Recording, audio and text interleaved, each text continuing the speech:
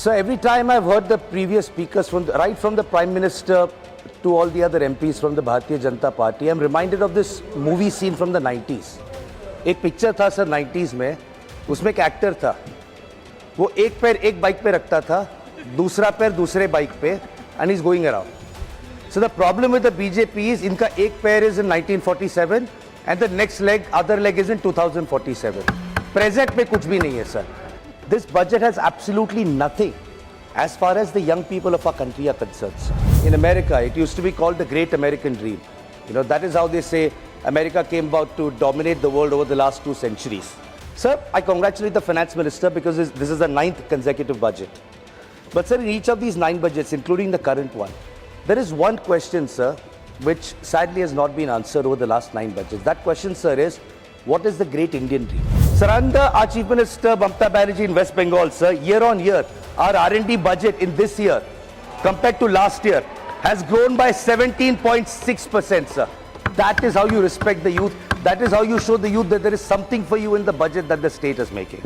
இப்போது புதிய அறிமுகம் ஆச்சி ஹோட்டல் சாம்பார் 50 கிராம் ரூபாய் 20 மட்டுமே.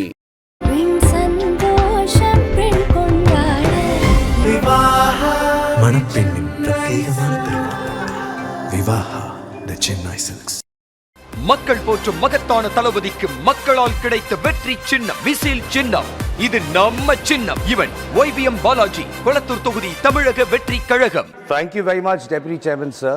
I want to start by expressing my gratitude to my party, All India Trinamool Congress, and my leaders Mamata Banerjee and Abhishek Banerjee for giving me a chance to speak on the union budget today. So every time I've heard the previous speakers, right from the Prime Minister to all the other MPs from the Bharatiya Janata Party, I'm reminded of this movie scene from the 90s. एक picture था sir 90s में, उसमें एक actor था, वो एक पैर एक बाइक पे रखता था, दूसरा पैर दूसरे बाइक पे, and he's going around. So the problem with the BJP is इनका एक पैर is in 1947 and the next leg, other leg is in 2047. Present में कुछ भी नहीं है sir.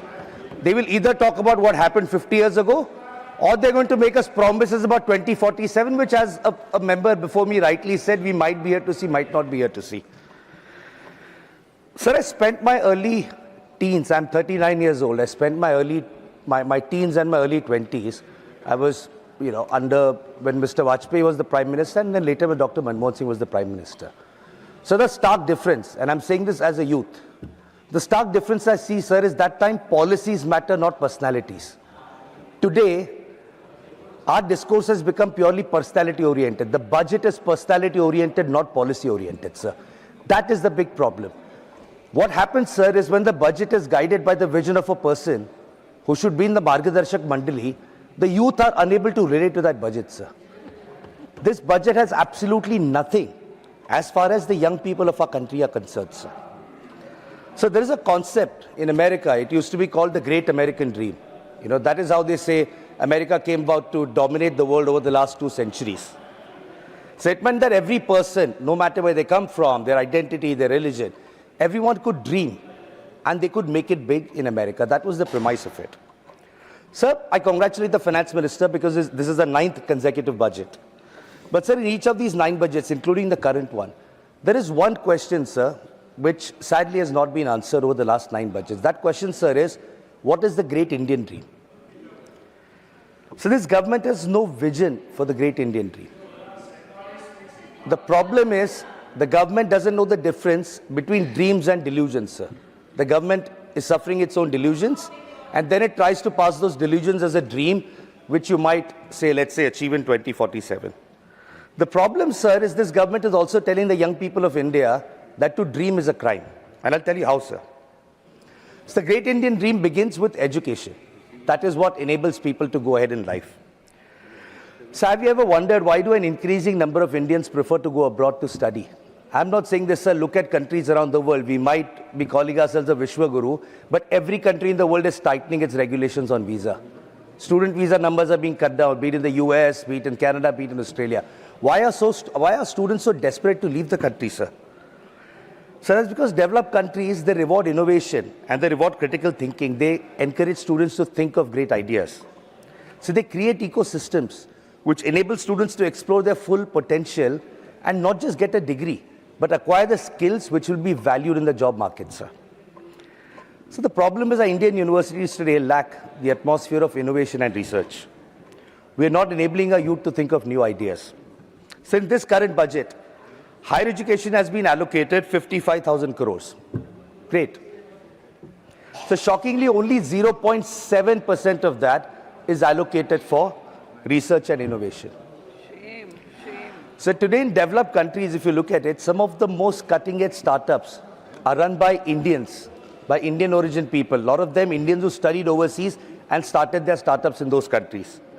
So why did these Indians, young Indians, have to move abroad to study?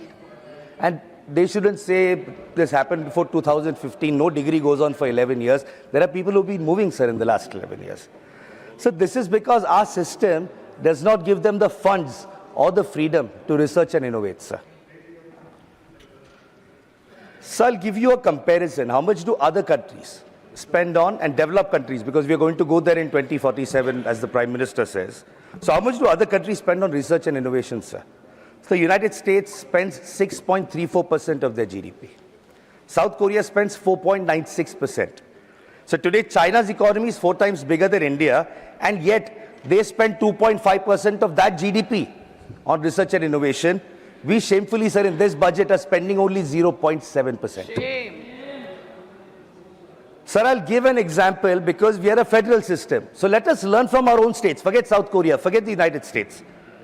Sir, under our Chief Minister Mamta Banerjee in West Bengal, sir, year on year, our R&D budget in this year, compared to last year, has grown by 17.6%, sir. Between last year to this year, my party's government in West Bengal, Mamta Banerjee's government, has increased R&D allocation by 17.6%, sir. That is how you respect the youth. That is how you show the youth that there is something for you in the budget that the state is making. So the Great Indian Stream rise in our education system. The India Skills Report suggests that nearly 50% of Indian graduates are not employable.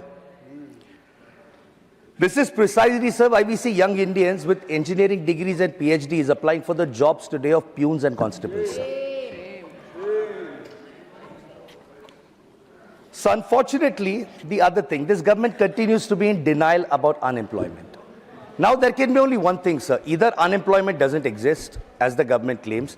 If that is the case, then in budget after budget, you're announcing a new employment scheme.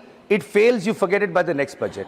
If there is no unemployment, then why are you coming up with unemployment schemes that are not working?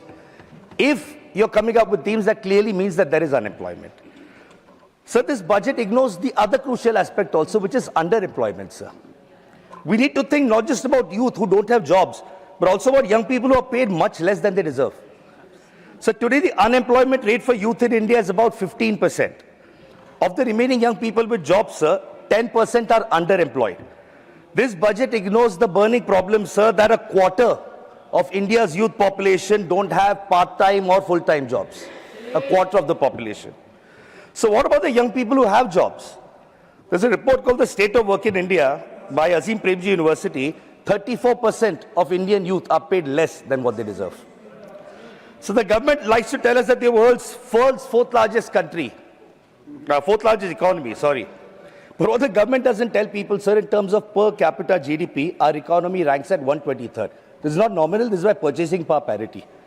So this means in terms of purchasing power, an urban Indian youth is poorer than a young person even in war-ravaged countries like Iran, Iraq, Lebanon, Ukraine and Libya.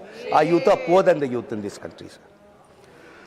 So for the last 11 years, including in this budget, the government has never bothered to even consider the idea of quality of employment. We have heard numerous incidents over the last several years, sir, of young people dying at work due to stress, due to overworking, due to not having fixed hours. So the truth is most Indian employees today, if you go out and ask, are overworked, are underpaid and in constant fear of being laid off. Even the ones who have jobs, sir, are one day away from being laid off from their companies.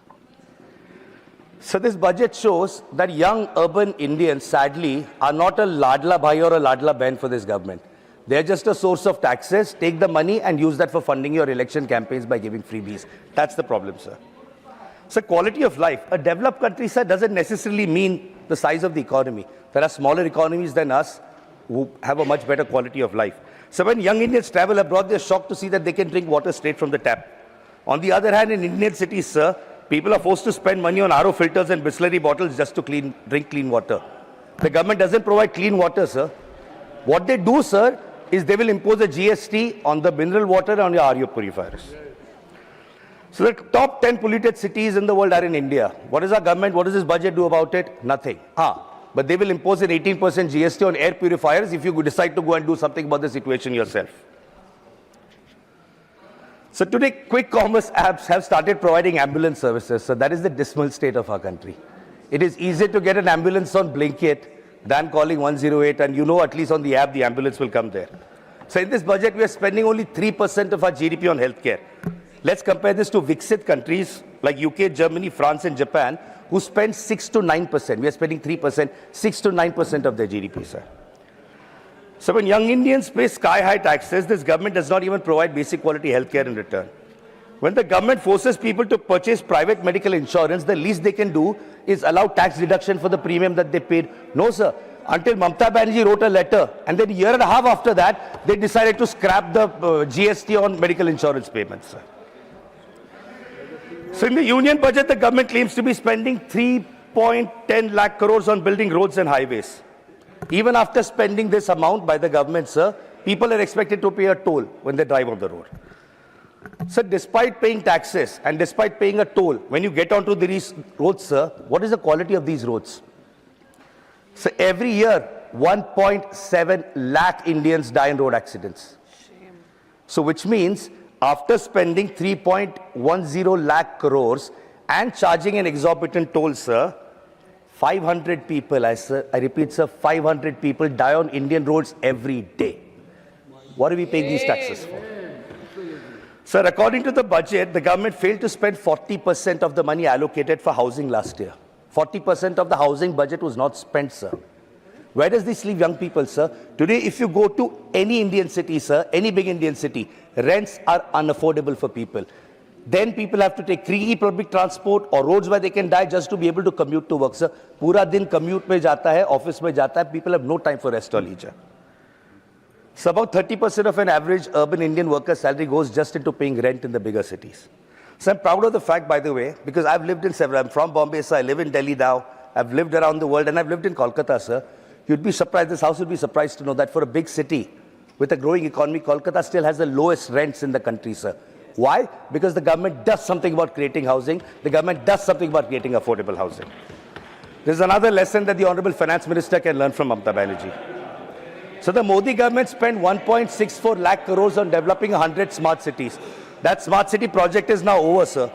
Sir, hand on my heart, and I'm going to ask everyone, especially on the treasury benches, please, can you stand in front of a group of 200 people in the age of 18 to 40 and tell them that we have 100 great quality smart cities in India? Will they really be able to say that this is the smart city project that the government spent 1.64 lakh crores on? So therefore, in conclusion, sir, when the finance minister gives a reply, I want to ask her 3 questions, sir, and I hope she replies to it. So 1, what does this budget do in order to provide quality jobs for young urban Indians and to ensure a healthy work environment? Question number 1. Question number 2, in terms of the delusional promise of Viksit Bharat, what does this budget do in order to provide essentials like drinking water, affordable housing, clean air, and good quality healthcare? And the third thing, sir, what does this budget have for young urban Indians to explore their potential? Sir, in conclusion, all I want to say is, for the last 12 years, young Indians have suffered PM Modi's dreams and delusions. Instead, young urban Indians are asking one question from the budget: what and where is the great Indian dream, sir? Thank you.